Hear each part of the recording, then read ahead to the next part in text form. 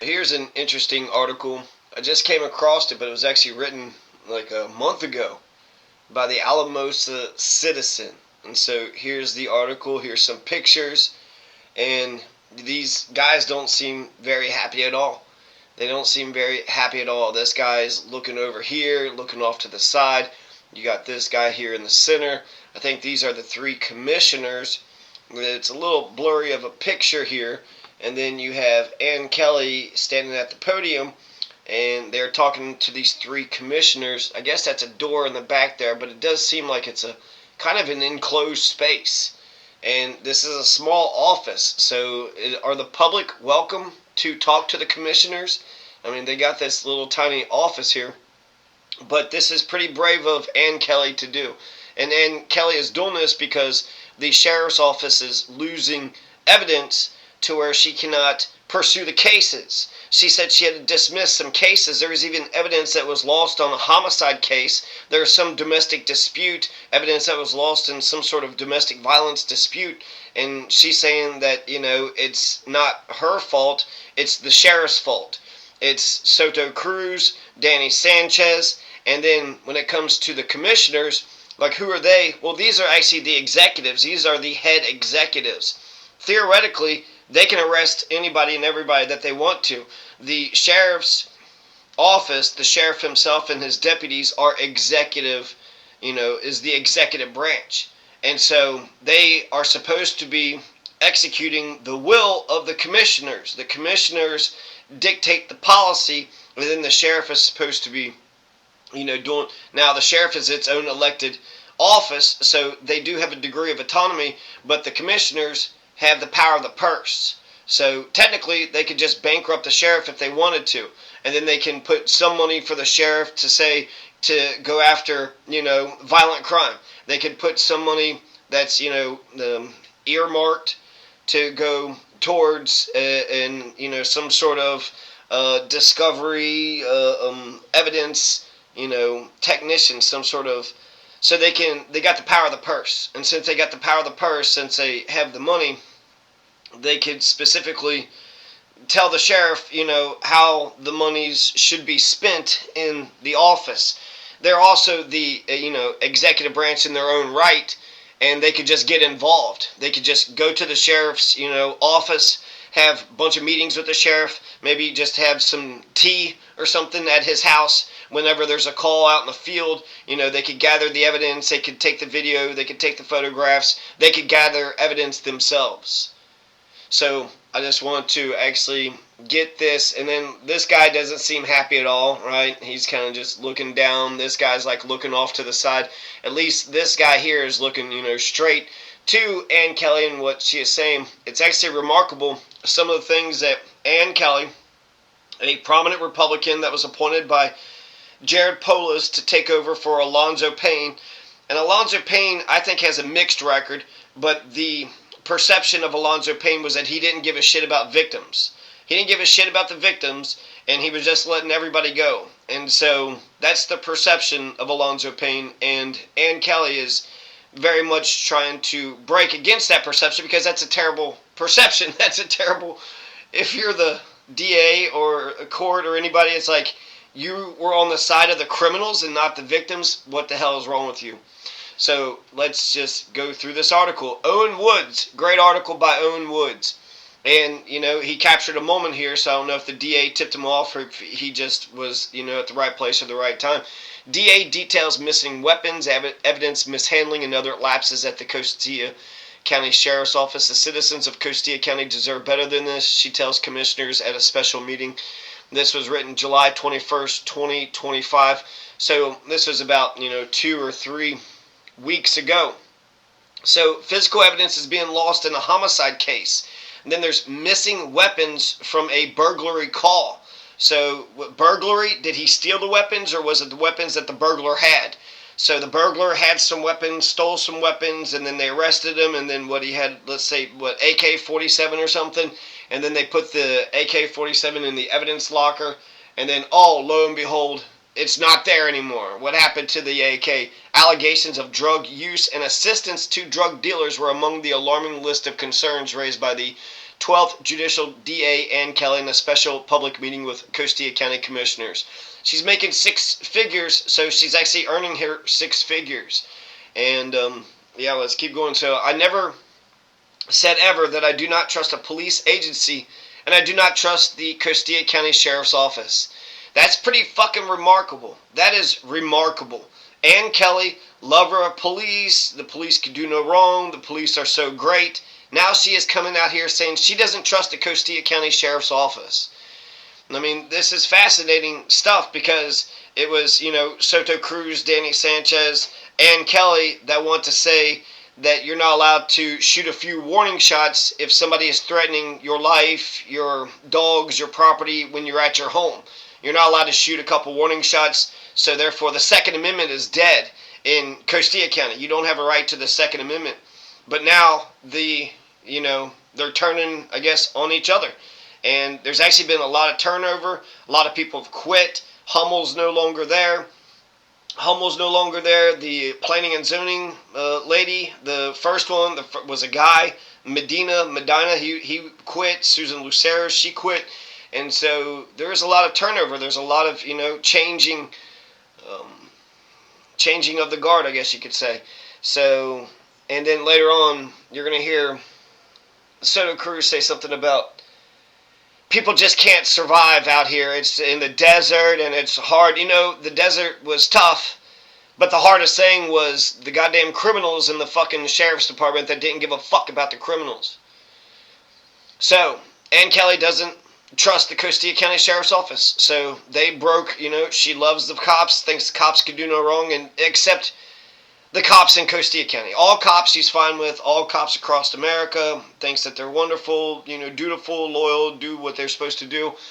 Standing in front of Sheriff Danny Sanchez, Under Sheriff Cruz Soto, and a handful of their deputies, Kelly told the commissioners of a regular material lack of evidence and reports being provided to the district attorney's office allegations of drug use among deputies and assistance to drug dealers, evidence mishandling, a lapse in Colorado Post certification and training, and the ramifications this has for her office.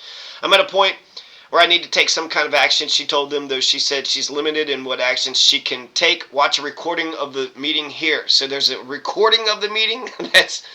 That's even better. That's even more. I'll actually have to take a look at that. So, let's see here. This is in front of Danny Sanchez and, Cruz Soto. I don't know where Sanchez and Cruz Soto is. Are they in the lobby back here somewhere? There's somebody standing up over here. Alamosa citizen reached out to Sheriff Sanchez for a comment. He says he didn't have a comment at this time. Of course. Of fucking course. What's he going to say? He got the taxes. I mean, there is a tax that when I was there for 2 years, from November 2019 to the fall of 2021. So that's a snapshot. I know, some things that happened from 2019 to 2021, but that's 4 years ago, right? So he told the citizen he did not have comment, directed the inquiry to the Costilla County attorney. Sanchez was first elected as sheriff in 2018, re-elected in 2022. Kelly, she has said that she's limited to what kind of action she could take. She's not limited, actually. She's got a ton of things. She could bring up charges. She could sue. She could, get some reprimands. She could try to push for a recall election. There's a lot of things she could do, actually. She could try to invalidate, their certifications. There's a lot. She's got, I felt like Ann Kelly made a mistake by coming into the SLV and just doing what the cops say. Ann Kelly could have came into the SLV and dictated, here's how we gather evidence. These are going to be the crimes we make a priority of. The violent crimes are going to make a priority of violent crimes. And then here's how you collect the evidence. Here's the procedure that I would recommend. She could have just totally sort of took over, but instead, but maybe this is, maybe she was just biding her time. Let's see here. Something about the Attorney General oversight. I don't want to cause any issues, but I'm at a point where I need to let you know what's going on. With an investigator who's overwhelmed, the district deputy attorney is working full-time to salvage the Costilla County court docket. Kelly said her office does not have the resources to continue to do this at the level we're doing it at. The county commissioners were Stephen Romero, Robert Espinoza, and Lori Quintana were all sent emails from the citizen, but responses haven't been received at the time of writing. They could have said something. They could have said something, a few notes, a few comments here and there to go to the thing, to record the thing, to write the thing. That's a lot of effort. That took, several days. So again, big ups to Owen Woods.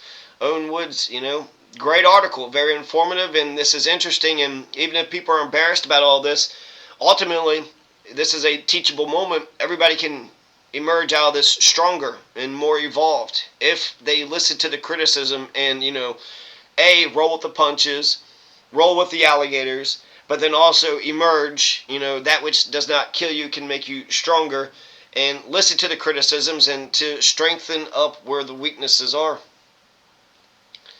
Stephen Romero, Robert Espinoza, Lori Quintana, let's see here. Chief Administrator Officer Ben Dune told the Citizen the Commission hasn't released a formal statement at the time.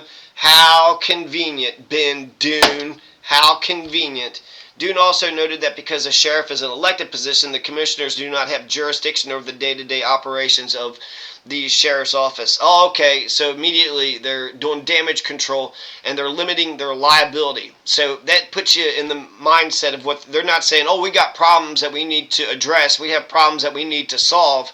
They're saying, oh shit, this might make us look bad, so we need to do a public relations effort.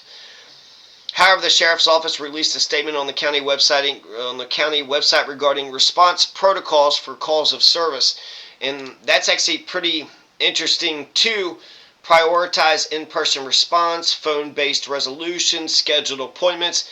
You could call 911, but then it gets dispatched here, gets dispatched there, then they get out there, and then the person's not committing the crime when they get out there, and then they say, what the hell's going on? They get all pissed off about that. I'll take a look at that later on, but here's just a statement on the response protocols for the calls of service.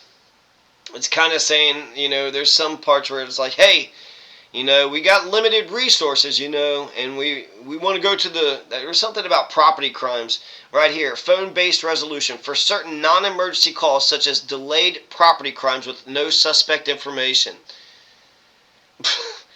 Property crimes with no suspect information. Someone burnt down my house. Do you know who did it? Nope. Well, you're going to be put on the back. Go to the back of the line. Someone stole, my car. Someone stole my house. Someone stole my land. Someone stole my wife. Property crimes. I guess a wife isn't property, but to pretend that property crimes, what would be above property crimes? Violent crimes in progress? How many times do you see violent crimes in progress? So, one good thing about the Leviathan is if there's something crazy and violent, then the hammer of the Leviathan works well. But if it's not something over the top and crazy, then you're going to have to do, good police work. Go out, talk to the people, see what they know, see what they don't know, gather evidence, make a determination. And even if you don't want the hammer of the Leviathan, you could work on mediation and arbitration as well. Let's actually resolve our differences. Andy Griffith would do it. He walked around without a gun and said, okay, well, what problem are you having? What problem are you having? What are the solutions here? What can we try? Issues raised. Several months ago, Kelly said she had a meeting with the sheriff and undersheriff. They wanted a procedure for remediation. See, both of them reassured her that things would turn around, but that hasn't been a case. One of the larger concerns was evidence discovery. So there's something about Rule 16. And then the Rule 16, they're talking about some federal rule comes over here, Federal Rules of Criminal Procedure, which doesn't make sense to me because you have rules of procedure for Colorado, specifically the state itself. So maybe Rule 16, there's probably a comparable rule for the Colorado state procedures. But Rule 16 requires prosecutors to disclose information to defendants in a timely manner. It protects defendants from prosecutors who turn over evidence at the last minute and withhold exculpatory evidence. We cannot be that office. I have, different views about discovery. It seems crazy to me that, you essentially have to show your entire game plan to the opposite side. But the reason why you do that, so let's say you have like three witnesses say that they saw something. Well, the opposing side can conduct interviews and get to know the three witnesses and try to figure out, the defense. And My Cousin Vinny, I just saw My Cousin Vinny, and it's awesome. In the movies, things work out the way that they should. So, the discovery is, they said, here's the witnesses, and then he went and talked to the witnesses and found out that one guy had muddy windows, another lady had thick eyeglasses, and then another guy was fixing grits. He was saying that only 5 minutes had, spanned from this point to that point, but his grit making actually took, 20 fucking minutes or something.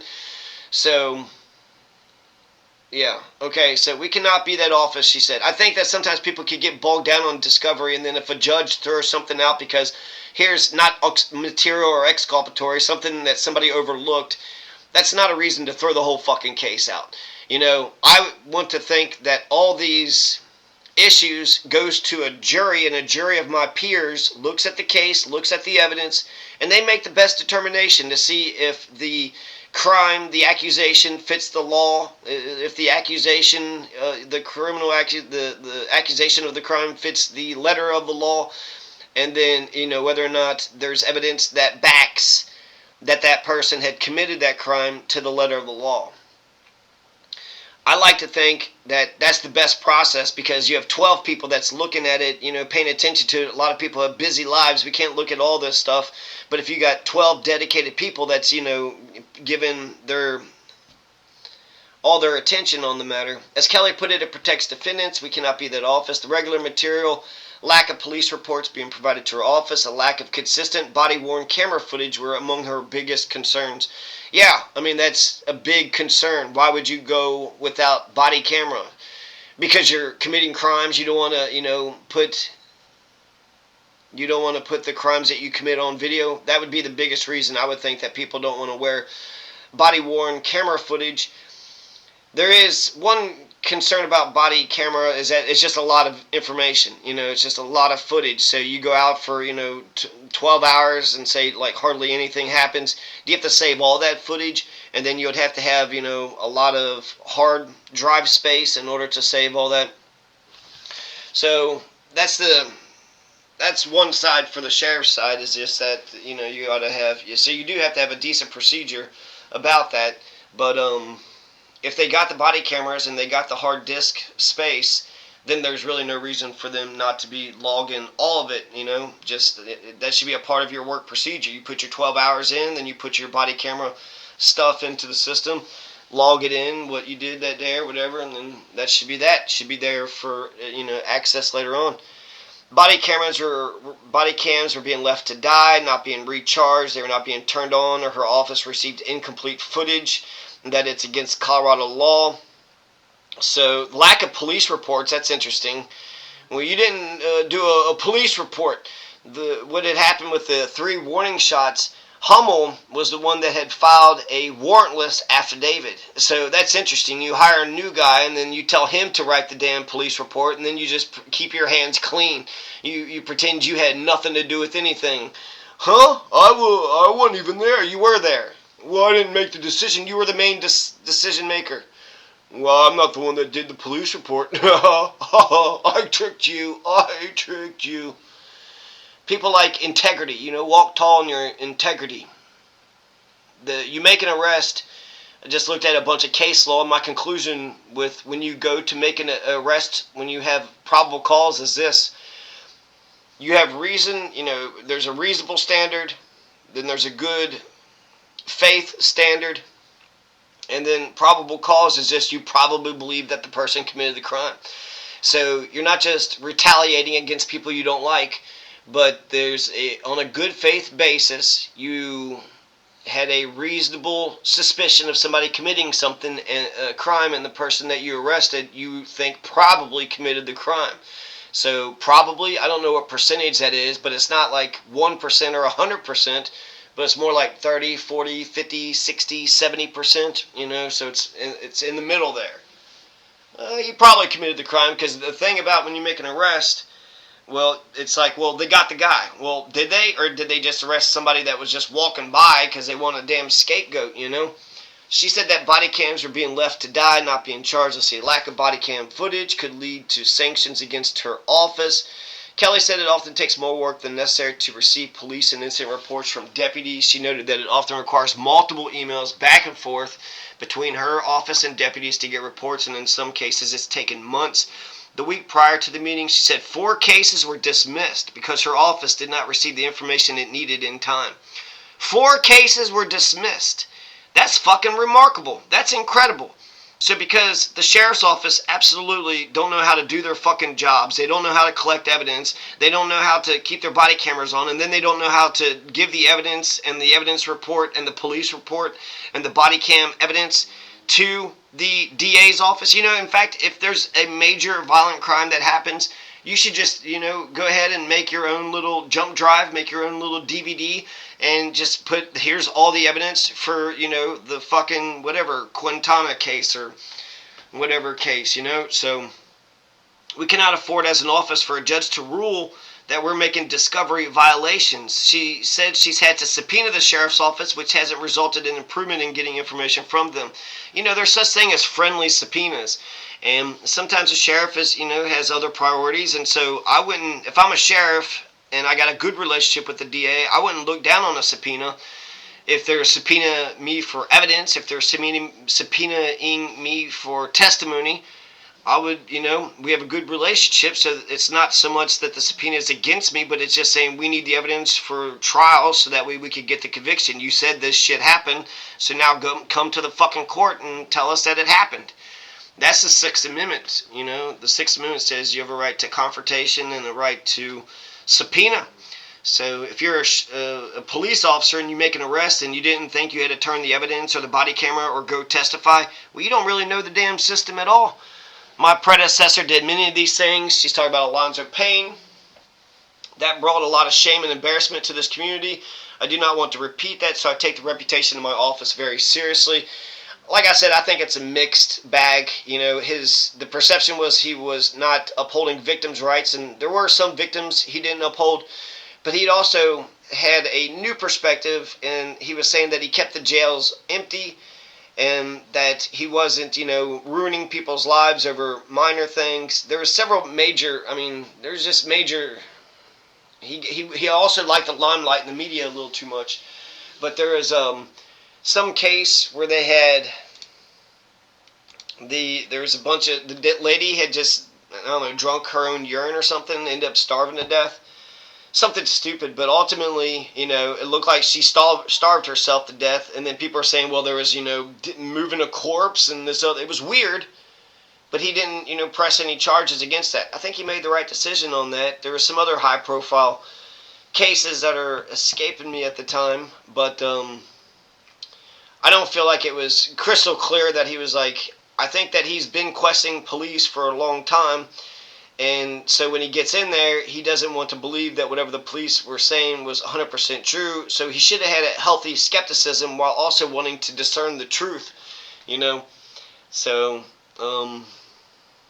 fucking Alonzo Payne, though, that motherfucker. He fucked me over, so. Kelly said she's going to avoid at all cost any information that suggests her office is withholding information. We will not do it. It breaks my heart that I cannot trust the sheriff's office. It breaks her heart, Her office has asked about the location of seized narcotics and drugs. She said she's been told by the sheriff's office that the drugs have either gone missing or at CBI. We found a whole bunch of cocaine. Where's it at? Up my nose? Up my friend's nose. I gave it to my gangsters to sell. Oh my goodness. What am I trying to say here? It went missing. Fucking 4 kilos of cocaine went missing? Yeah, we put it in the evidence locker, and then it would just disappeared. And then it's at CBI. That's convenient, right? Oh, we just took 4 pounds a kilo and shipped it to CBI. When asked to confirm, the Colorado Bureau of Investigation said that wasn't the case. No, we don't have the 4 kilos of cocaine. We were told incorrect information from the sheriff's office. So it's at CBI. All the drugs. CBI's like, no, we don't have the drugs. Oh, shit. Kelly said she's heard allegations that the sheriff's office employees are using drugs and aiding drug dealers in their efforts. Now, Colorado has legalized marijuana, so I think we got to make a distinction between illegal drugs and legal drugs, right? Alcohol is a legal drug. Prescription pills, if, the people who take it, there's caffeine, there's nicotine, and marijuana. These are all legal drugs. You got a drugstore, right? So a lot of over-the-counter stuff too, Tylenol and whatnot. So Illegal drugs are the big things, and he's going to say later on that, hey, well, give me a drug test right here, right now. And, give him a drug test. I would say go ahead and call him out on it. But frankly, I don't care about the marijuana. Marijuana, I heard, stays in your system for a month, whereas like cocaine and meth and crack, it's like out of your system within a day. So it'd be interesting to know what tests are out there, how they actually test, for it, and if they are able to detect anything. Because we don't want our cops on illegal drugs. And I think what's more likely, I guess this is my point, is that they are affiliated with drug dealers. They're affiliated with drug dealers, and maybe they know about it, maybe they don't know about it, maybe they get the fucking, drugs from opposing gangs and give it to their friendly gangs or something like that. Maybe they're just friends with people and they never saw their dark side, maybe they never saw that they got a wicked side to them. So drugs are going missing. So I think that, to me, just to give them the benefit of the doubt, but why would anybody do that? But I feel like they're probably not just snorting the cocaine right there in the fucking sheriff's office. That'd be a little crazy. That'll be a little brazen. So I'm guessing that they're not just snorting the cocaine there, but perhaps somebody knows somebody and they do something with it and they hand it off to somebody and then, their buddy is selling it. So let's keep going here. We were told incorrect information. These are only allegations. I make that clear. Well, according to Soto Cruz, according to the allegations, I'm going to have to take you into custody. According to the allegation, I'm going to have to take you into custody. So that's all you need, right? If a police officer just arrests Danny Sanchez and Soto Cruz and even Ann Kelly, if anybody gets arrested and kidnapped, well, then many of the prosecutors think that's enough. You got an accusation, you got a body, so let's rape the body. Let's rape the body all the live long day. Who cares about the truth? Who cares about any of this? And they want to believe that the system works, but ultimately 60% of violent crimes go unsolved. That's enough. That means the judicial, the criminal justice system does not work. Overall, it's failing. It's not stopping violent crime. And if there's one area you would think that the criminal justice system would stop, it would be violent crimes.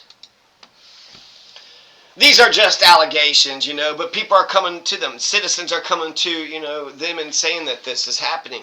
This is the information I'm hearing from your citizens, and I'm not hearing it about any other agency in the SLV. In one burglary case where firearms were stolen from a county resident, Kelly said the deputies involved in the case were friendly with the suspects. There's another aspect to all this. The SLV is made up of 6 counties, and so there's, there's one main road that goes through, east to west. It goes through 3 of them or 4 of the counties. Now you have, one little tiny road that goes out of Conejos, but the Costilla County would be the main road that you get from New Mexico, from Taos. And while you could go, into Conejos, and there's, side roads or whatever, but the main road from New Mexico goes into Costilla County. You have another smaller road that goes into Conejos. They were doing all that road work, and I think Santa Fe is just right there too. But I would think that Costilla County would be the main artery for any kind of trafficking of anything, people, drugs, guns, from New Mexico into Colorado. In one burglary case where firearms were stolen from a county resident, Kelly said the deputies involved in the case were friendly with the suspects. Firearms were stolen from a county resident, but the deputies were friendly with the suspects. Hey, listen, Sheriff, you know me, yeah, I went there and I stole his AK-47s, but we went to school together, okay? Shit. So, according to Kelly, dispatch traffic relayed that the firearms were booked into the sheriff's office as evidence, and then they were missing, and they were never to be found. What weapons? I wish they would tell us what firearms these are, because that's fucking remarkable. Missing firearms? So you got guns, you got fucking pistols, handguns, you got shotguns, are just going through their office, and then the drugs are being the drugs are going missing, the guns are going missing, and they said the weapons were missing for several months. They complained, and then they said they must have given him to the DA's office. They said her office never takes firearms into their possession and never would. And then later on, they said that the firearms suddenly appeared when there was an ATF investigation. And then later on, they said that they lost the firearms. They just lost it. The explanation was that the weapons were under an armor vest in a corner somewhere.